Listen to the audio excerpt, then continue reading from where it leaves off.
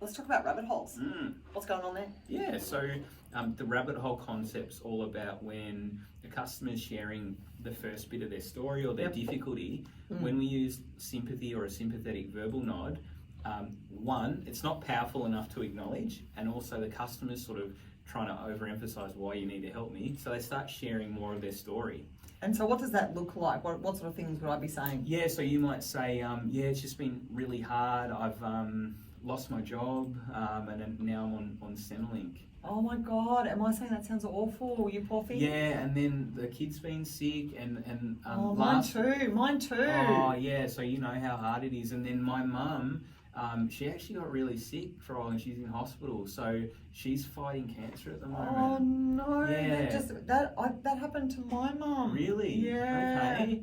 And then, like, the car's been broken down. I split up with my husband like a year ago. No, you poor but then 5 thing. years back, I actually God. had a really bad car accident. As well? Yeah. Oh my God, there's so many things going on. I don't even know what to say. Well, yeah, and you know, the last 10 years have been an absolute disaster. Like my mental health, depression, anxiety. Yeah, okay. You wouldn't believe it. No, I can't. No. And then...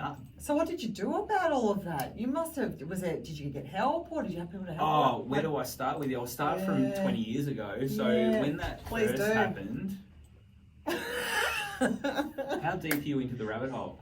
I don't know, I'm in the rabbit hole. I can't get out of the rabbit hole. So, and a really good example is I had a lady who was using a lot of sympathetic verbal, and I was like, oh really, and oh my God, and I was coaching her. The call just kept going and going and going, and I knew that my technique for her had to be related to her compassionate mindset, and I said, you're a really compassionate person, right? I can feel it, okay? And what that's doing, it's making a customer re-explain some of their trauma, and it's putting them through that again. And this is why we use empathy to avoid that happening. And it's not about me either. I've now made it all about me. You should never make it about you. Oh, that happened to me. Yeah. Don't do that. No. Yep.